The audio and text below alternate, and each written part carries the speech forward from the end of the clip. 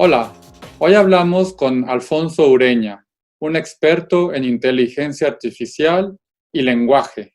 Con más de 25 años de experiencia en este campo, Alfonso está entrenando a la inteligencia artificial a través de una app para que detecte lo que se llama hoy en día discurso del odio, un elemento importante en la vida democrática de nuestro país y en la interacción que tenemos todos con el resto de la sociedad a través de las redes sociales y del Internet. A través del insulto en particular, Alfonso está alimentando a la inteligencia artificial para que pueda detectar estos discursos que van en contra de otras personas o de instituciones. Algo importante en nuestro quehacer social, humano y político. Sin embargo, estamos, como bien dice Alfonso, viviendo ahora mismo una especie de inquisición a través de las redes sociales de lo políticamente incorrecto. Así que los invito a escuchar esta conversación fabulosa que tuvimos con Alfonso entre Alemania, México y España. Bienvenidos.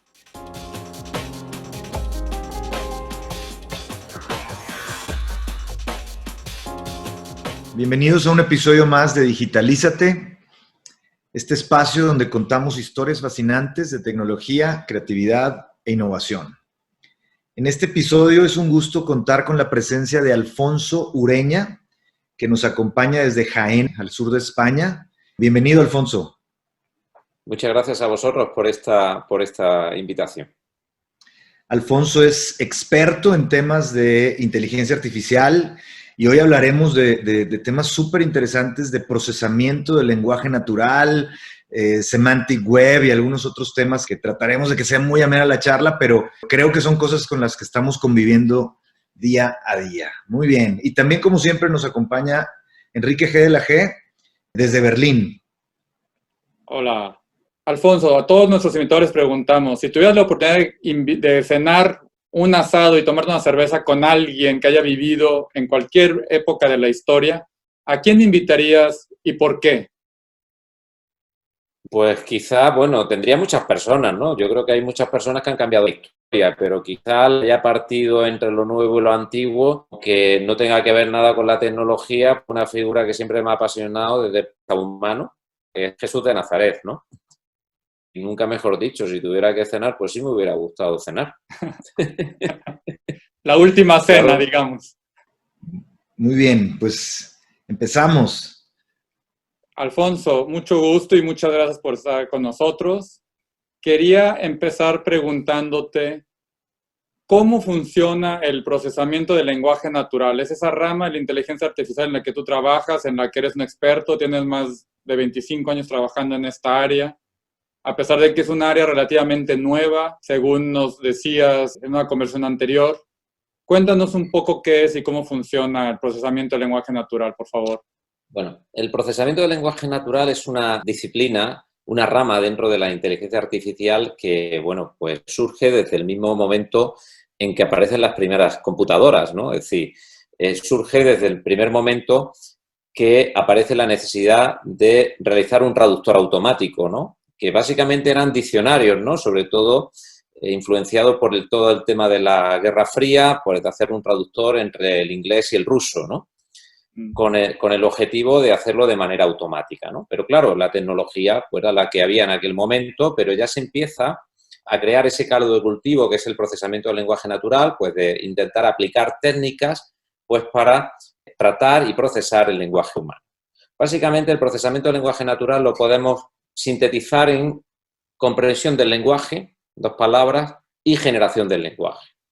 ¿Por qué? Porque el lenguaje, por así decirlo, es el mecanismo de comunicación universal que tenemos los seres humanos, ¿no? Entonces, en definitiva, si somos capaces de procesar el lenguaje, pues estaremos llegando, en cierta manera, a comprender, si somos capaces de comprender, pues a poder interactuar con una máquina como si se tratara de un ser humano, ¿no? Sería un poco, por así decirlo, la máquina de Turing, ¿no?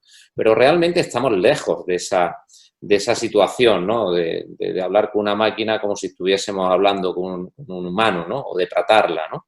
Y eso es el procesamiento del lenguaje natural.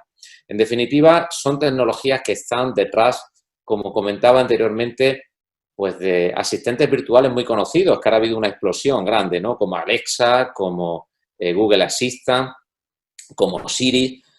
Básicamente, todo lo que hay detrás, esa tecnología es procesamiento del lenguaje natural o tecnologías del lenguaje humano. Básicamente es utilizar técnicas computacionales, tecnologías computacionales, pues para procesar ese lenguaje humano y poder no solamente procesarlo, sino poder también generarlo.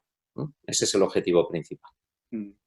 Oye, Alfonso, estaba viendo un webinar en este 2020 que hemos visto todos miles de webinars y decía, me llamó la atención que decía que la inteligencia artificial, pues obviamente todo el mundo habla de inteligencia artificial.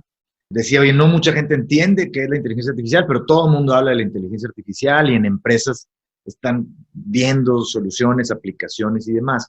Pero este webinar decía algo muy interesante relacionado a tu especialidad. Decía, sin el procesamiento del lenguaje natural, la inteligencia artificial no va a dar los resultados esperados. Y tú eres, bueno, presidente de la Sociedad Española de Procesamiento del Lenguaje Natural, no eres un improvisado. Creo que puede ser muy interesante que nos aclares este tema, o sea, que a lo mejor lo estamos viendo mal, o sea, estamos viendo lo flashy, lo llamativo, sí, pero hay una capa abajo que no conocemos, sí, sí, que puede ser los fundamentos para que la inteligencia artificial logre los resultados esperados. Sí, entiendo perfectamente, Orlando, lo que quieres decir. Yo creo que ha habido una sobrecarga de inteligencia artificial, ¿no? Parece que nos va a solucionar la vida. Y, en definitiva, tú lo has dicho, desde que me dedico al procesamiento del lenguaje natural, esa rama de la inteligencia artificial, el objetivo es, pues, ayudar a que este tipo de tecnologías nos faciliten la vida, ¿no? Ese es el objetivo fundamental. Y por eso digo que hay una sobrecarga, porque ahora parece todo es inteligencia artificial, ¿no? Te venden un televisor, yo recientemente tuve que adquirir un nuevo televisor y te dicen, viene con inteligencia artificial. ¿Y qué es inteligencia artificial, no? ¿Qué significa que un televisor tenga inteligencia artificial? Es que es capaz de comprenderte, es capaz de reconocer tus emociones, de tus deseos, es capaz de dialogar contigo. Serían cosas que podríamos atribuir a la inteligencia humana, ¿no? La inteligencia artificial, pues en definitiva es eso, es intentar, pues, tareas que realizamos los humanos, que son tareas inteligentes, pues sean capaces de poderlas realizar por la inteligencia artificial, ¿no? Por una máquina, ¿no? Y en definitiva el procesamiento del lenguaje natural lo que nos aporta es una serie de técnicas, una serie de fundamentos que nos ayudan, por ejemplo, a poder tratar con el lenguaje, ¿no? Y el lenguaje no se puede tratar simplemente desde el punto de vista, aunque yo lo trato desde el punto de vista más tecnólogo, más computacional, pero también se necesitan lingüistas, ¿no? Porque el lenguaje, pues todos conocemos la riqueza de las diferentes lenguas, ¿no? E incluso dentro de la misma, del español, que los tres hablamos, pues hay distintas variantes, ¿no? Esa es la gran riqueza, ¿no? Está el español de México, el español argentino y el español de España, ¿no? El castellano, ¿no?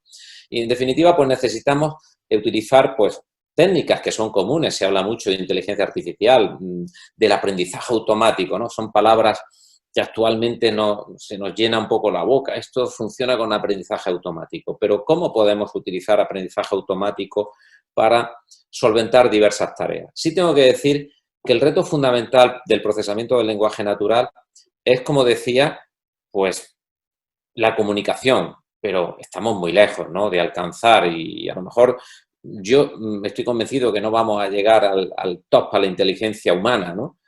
Pero estaremos próximos, pero no hasta arriba, ¿no? Pero todavía estamos, por así decirlo, con unos niveles muy bajos, ¿no? ¿Por qué?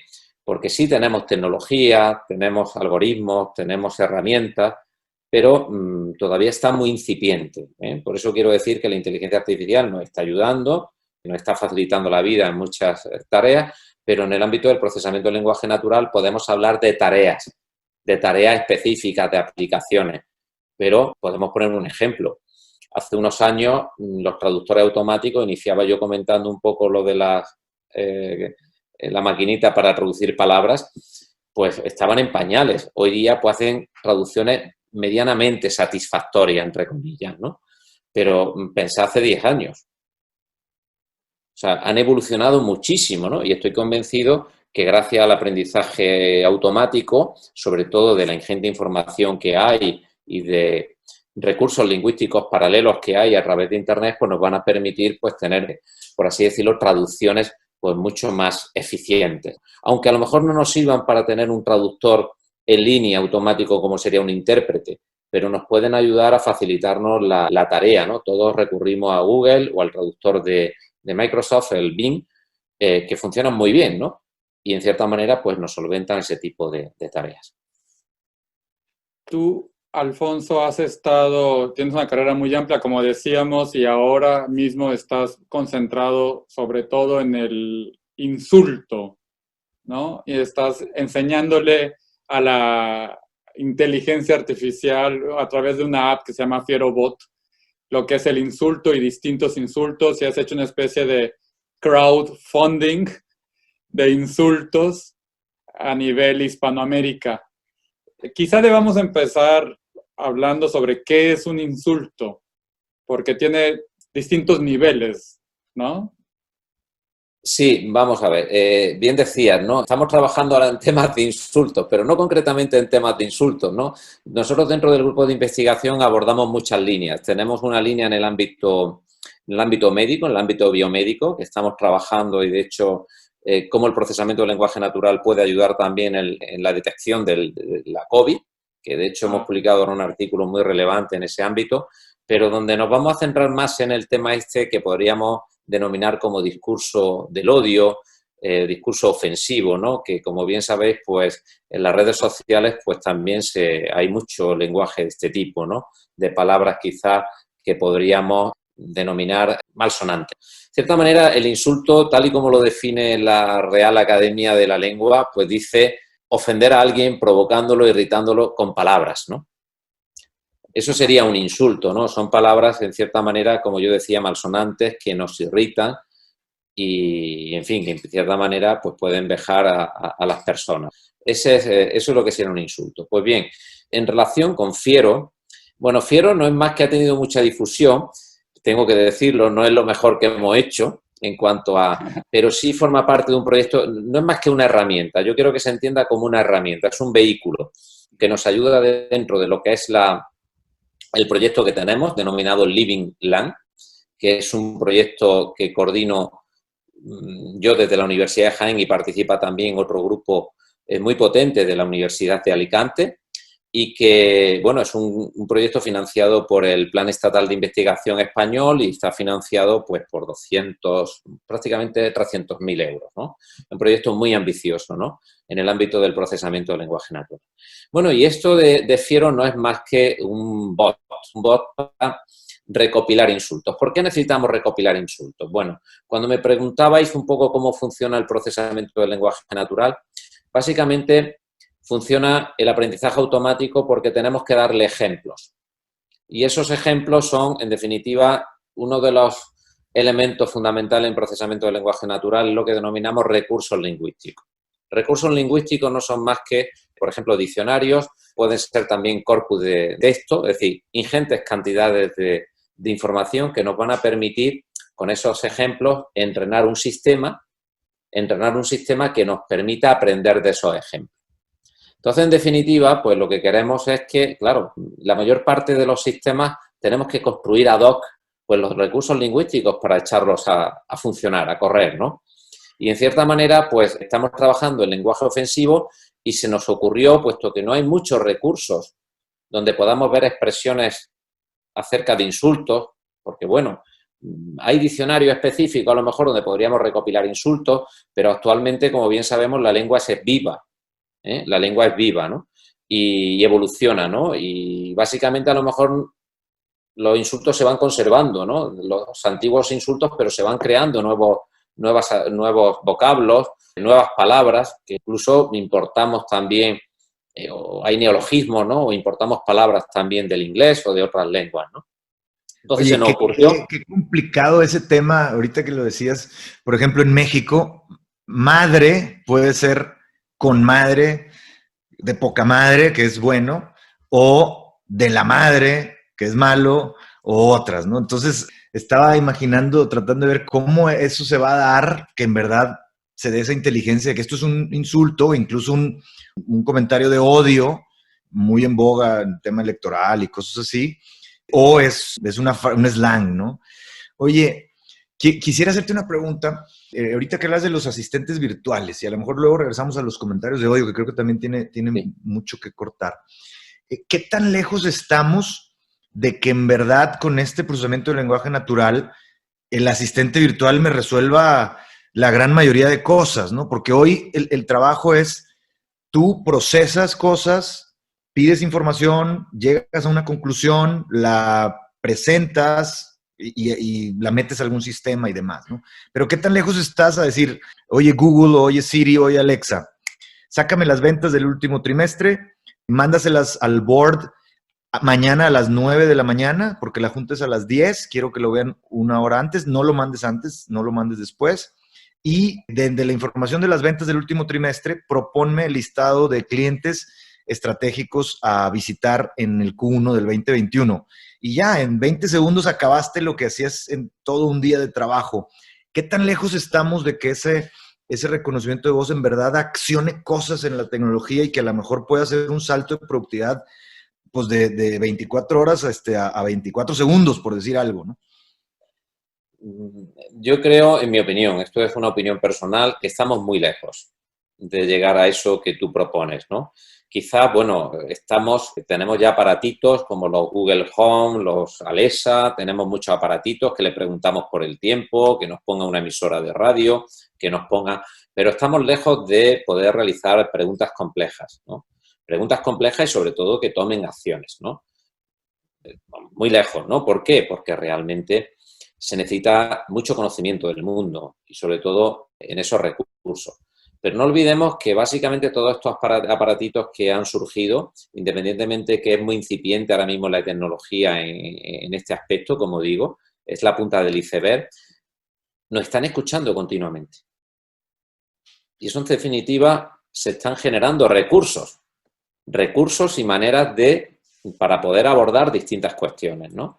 Están trabajando fuerte por las grandes tecnológicas, ¿no? Como es Google, como es Amazon, ¿no? Con Alexa, ¿no? Y Siri, en todos estos aspectos, pero tengo que decir que, bueno, estamos muy lejos de ese reto, ¿no? Sin embargo, para dominios específicos hay sistemas que están funcionando muy bien. Yo tengo un colega que él ha fundado un par de empresas, otro la vendió, de asistentes virtuales, lleva trabajando más de 30 años en asistentes virtuales y tiene un sistema pues para el ámbito turístico en un dominio específico que funciona muy bien a través del teléfono, ¿no?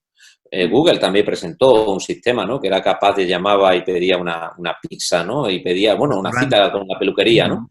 Sí. ¿No? Lo presentó uno de los responsables de Google en una keynote, ¿eh? Y bueno, y en determinados dominios funciona muy bien, pero el principal problema es cuando está todo abierto, en dominios específicos. Y por eso digo que el procesamiento del lenguaje natural somos capaces de abordar tareas, pero muy específicas y en dominios específicos. Está también la película Hair, ¿no? La película Hair, donde Hair lleva una relación prácticamente con un asistente virtual que termina convirtiéndose en la novia. Sí, totalmente. Y de hecho en Japón ya hay pequeños sistemas, incluso pequeños robots que en definitiva son asistentes virtuales, con los cuales incluso hay un documental también que el otro día estuve viendo de inteligencia artificial donde un japonés se casaba con ella, ¿no? Ah. Se casaba con ella porque tenía dificultades para tener relaciones humanas, ¿no? Con mujeres, ¿no? Entonces, claro, este tipo de situaciones, bueno, pues están proliferando, ¿no? Pero insisto, que funciona bien, sobre todo porque todavía no tenemos el conocimiento compilado. En fin, compilar todo ese conocimiento es muy complicado, ¿no? Y llegar a eso que tú proponías, Orlando, bueno, ahí ya tienes que tener una inteligencia bastante grande, ¿no? Sobre todo para poder tener todos los recursos disponibles. Por eso hablo de recursos, ¿no? Es decir, los recursos son los ejemplos. Y sin los ejemplos, si no somos capaces de entrenar sistemas con ese aprendizaje automático, no vamos a poder inferir esos resultados que nos interesan, ¿no? Hay tareas muy específicas, por ejemplo, en asistentes virtuales, perdona un momentito, por ejemplo, la búsqueda de respuesta o el question answer en inglés, ¿no? Sí. Que lo que nos permiten es, dada una consulta, una pregunta, esto es un paso más allá de los buscadores tradicionales de información, ¿no?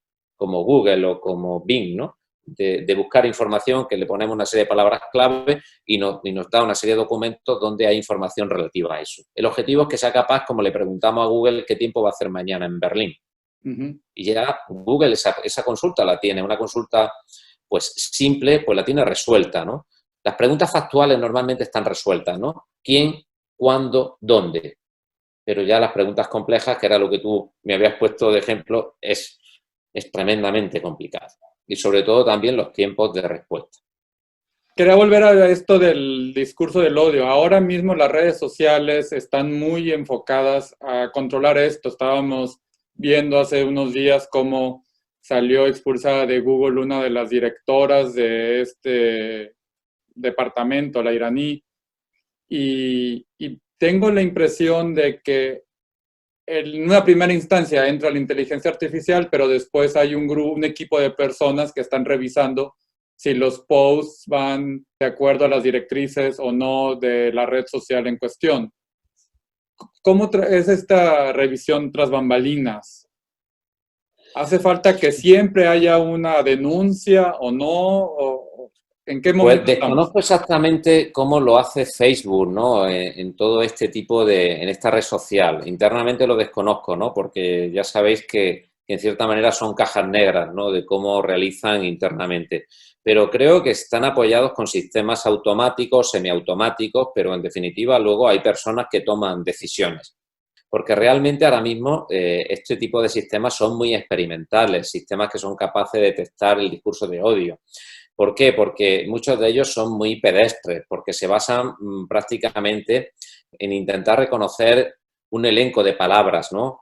A través de un lexicón o de un diccionario, palabras que ya han determinado que son una bolsa de palabras de odio, ¿vale? El objetivo no es solamente identificar palabras, sino identificar expresiones e identificar significado. Porque a lo mejor podemos tener discurso de odio y a lo mejor no emplear palabras ni siquiera malsonantes. Sí. Bien, pues para intentar... Entonces, ahí está un poco todo el kit de esa cuestión, ¿no? En intentar crear sistemas mucho más potentes. Y eso, como insistía, va a depender de los recursos lingüísticos. Yo creo que en ese sentido, pues Facebook pues tiene una baza muy importante y es que, fíjense, yo siempre lo digo, la ingente cantidad de información que le suministramos a Facebook. Si Facebook procesa esa información, porque ni siquiera nos deja luego tratarla, como ocurre, por ejemplo, con Twitter, que si somos capaces de poder recopilar tweets, pueden hacer mucho, pueden entrenarse, pero no basta solamente con entrenar sistemas, porque ahí habría que identificar, etiquetar qué es lo bueno, qué es lo malo, pues para enseñárselo a la máquina. Si no somos capaces de poderlo enseñar, entre comillas, no vamos a ser capaces luego de construir buenos algoritmos que sean capaces de detectar este tipo de situaciones. A mí me acaba de pasar la semana pasada, justamente, que me salió una notificación por una foto que tomé en el Mundial del 2010 de un partido de Alemania y puse una línea del verso de Alemania, del himno de Alemania, que es Deutschland über alles, que es Alemania por encima de todo, que es literal, es una línea del himno, pero que en ciertos contextos, dependiendo del contexto y del tono en el que se diga, puede sonar como supremacista o no. Pues me dijeron que era medio nazi mi comentario, a pesar de que veo una foto de fútbol en el contexto, ¿no? Y al día siguiente digo que los pinches alemanes son unos aburridos porque no te dejan ver las películas de James Bond en YouTube y pongo jajaja, evidentemente era una broma, y a los 2 segundos una notificación, fue prácticamente inmediato, que mi discurso incitaba al odio, y yo, es una broma. Y entonces me doy cuenta de esos tropezones que tiene Facebook y que te coartan la libertad de expresión, porque ya no sabes, y te dicen, una más y cancelamos tu cuenta. Entonces te sientes cohibido a seguir escribiendo cosas. Sí, sí, ciertamente yo creo que en este sentido vamos a asistir a lo que es una inquisición, entre comillas, tanto si son sistemas los que están tomando esa determinación, si son sistemas automáticos o semiautomáticos, ¿no? Que en cierta manera van, pues, dictados por alguna persona, algún humano, que decide si es discurso del odio o no, ¿no? Pero está pasando, porque tú puedes influir y puedes influir, piensa en una campaña pues, política, ¿no? Que tú puedas influir directamente y decir pues, que determinados mensajes pues, puedes sesgarlos. Claro. Y de hecho ha pasado, ¿no? Con determinados mensajes a través de las redes sociales, ¿no? Claro. Por eso, este tipo de situaciones habría que ver también luego la parte ética, que sí me gustaría también tocar. Claro. La parte ética de la inteligencia artificial, ¿no? Que es muy importante y ahora pues de mucho interés porque habría que abordarla, ¿no? Y de ese tema, que creo que ahorita que hablaban del tema de ya sea una persona o una máquina censurando, ¿no? Y censurando pues puede caer para fines buenos o fines no tan buenos, ¿no? Y yo te voy a poner contenido que empiece a cambiar tu opinión hacia un producto que quiero que compres o hacia un partido político, y a lo mejor no nos estamos dando cuenta y ya está pasando algo así en The Social Dilemma. No sé si la viste, el documental de Netflix, pues ya ponían ese cuestionamiento, ¿no? De que los discursos de odio al final traían una agenda y el amarillismo llama la atención y era lo que más viral se hacía ese tipo de discursos.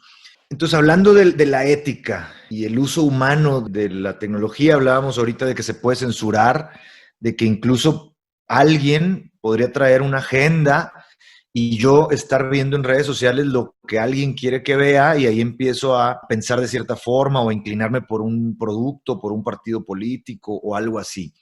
¿Dónde estamos parados en ese tema ético? O sea, ¿ya hay alguna regulación, ya hay algún organismo que lo está vigilando o pudiera ser que estemos ya teniendo consecuencias indeseables y todo el mundo anda por la libre? Pues que yo sepa, ahora mismo no hay ninguna regulación en todos estos aspectos éticos de la inteligencia artificial. Sí me consta que en el ámbito europeo constituir y se está constituyendo una comisión y creo que es muy sensible directamente la Comisión Europea. Desconozco ya el tema de América, pero la Comisión Europea sí es muy sensible a estos aspectos y quiere intentar regular todo este tipo de situaciones, ¿no? Porque son tremendos, ¿no? Es decir, la parte ética yo creo que aquí constituye un aspecto muy importante, ¿no? Porque nos pueden, como bien dice Orlando, nos pueden dirigir nuestras vidas, ¿no? Directamente con lo que queremos distribuirnos directamente la información ad hoc que necesitamos pues, para votar a un determinado partido político, para crearnos una opinión al respecto de tal tema. Hay otro aspecto que también yo creo que está estrechamente relacionado, no sé si habéis oído hablar, que es lo que se conoce como inteligencia artificial explicable. Es un concepto que ahora también está muy de moda porque hay que ver la inteligencia artificial y el procesamiento del lenguaje natural, hay que verlo que no sean cajas negras, sino que si se toma una decisión al respecto, por ejemplo, si se está diciendo que ese mensaje que envió Enrique o esa foto que puso un titular y Facebook se lo rechazó indicando que era el lenguaje ofensivo, pues te tiene que decir el por qué. Es decir, explicable significa los pasos que ha seguido la máquina para determinar esa situación. Claro. Porque incluso estamos aplicando inteligencia artificial en el ámbito médico para detectar, por ejemplo, un cáncer o detectar cualquier tipo de situaciones y le puede decir a una persona un falso positivo o un falso negativo y bueno, por lo menos cuál es la deducción del por qué la máquina o esa inteligencia artificial ha sido capaz de decidir que esta persona pues tiene un cáncer de tal tipo. Explicable, no decir, no, tiene cáncer. ¿De acuerdo? Y esto está estrechamente relacionado con el discurso del odio.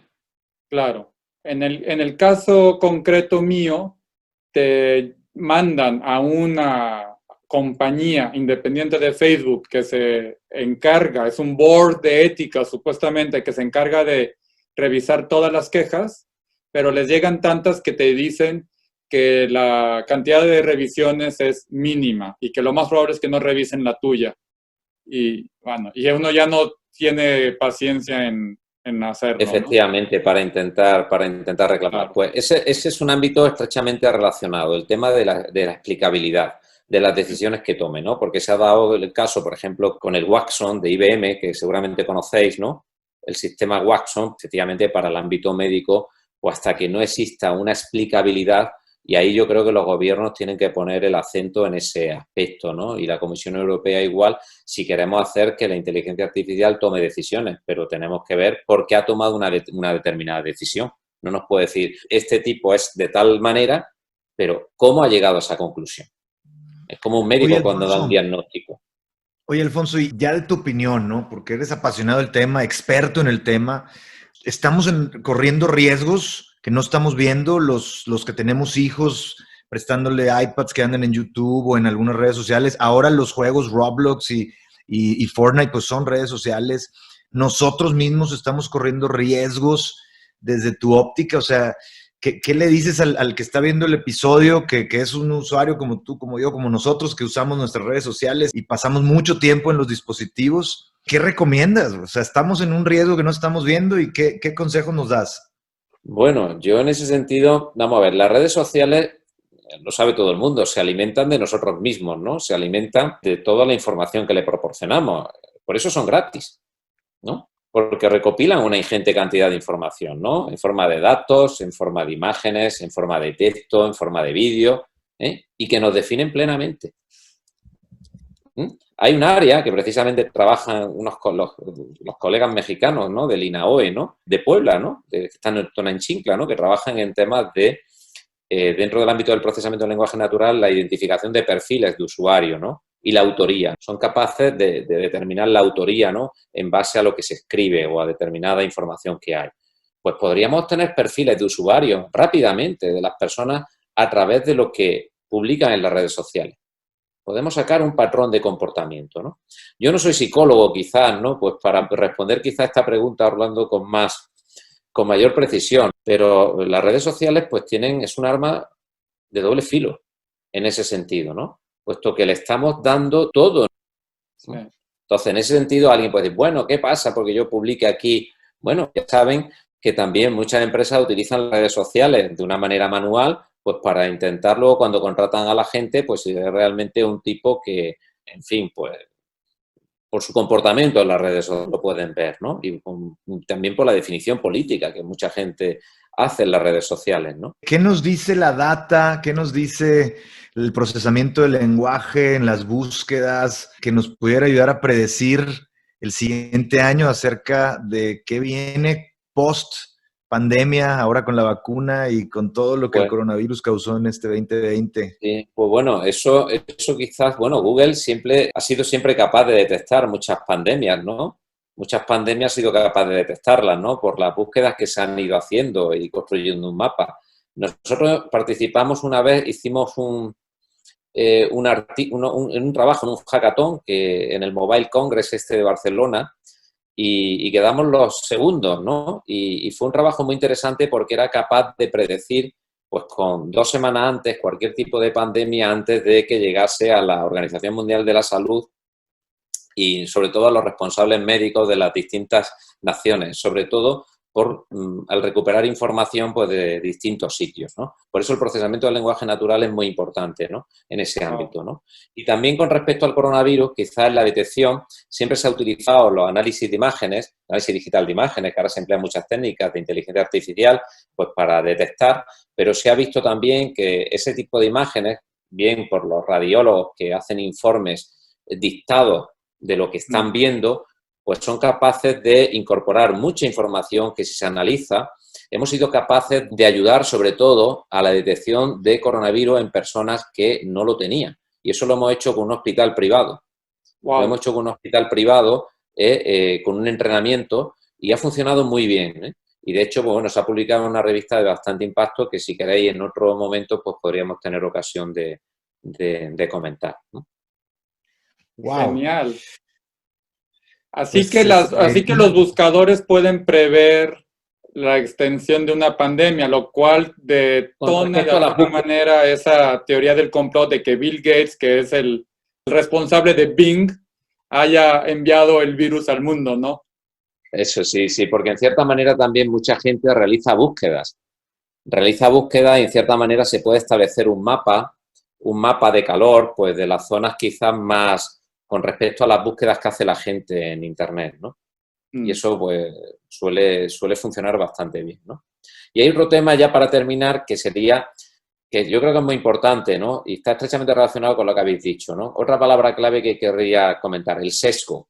El sesgo también es en la calidad de los datos. Por ejemplo, en el ámbito del procesamiento del lenguaje natural, si tenemos sesgo en la información que estamos manejando, en los recursos lingüísticos que estamos montando, pues nuestro sistema, aunque sea muy de inteligencia artificial, sea muy perfecto, va a tener ese sesgo, porque va a tener el mismo comportamiento que nosotros, ¿no? Si fuese un juez y tuviese que dictar una sentencia a un sistema automático y tuviese un sesgo racista o un sesgo por las circunstancias que fuesen, pues también se va a comportar igual.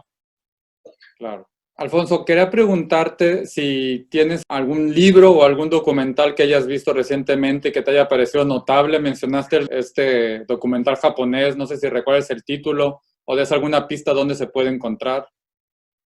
Si hay un libro de un colega que tuve la ocasión de participar con él el año pasado, un colega catalán de la Universidad de Barcelona, José Ignacio Latorre, que tiene un libro titulado y una charla muy interesante sobre los límites éticos de la inteligencia artificial, los límites éticos de las máquinas, ¿no?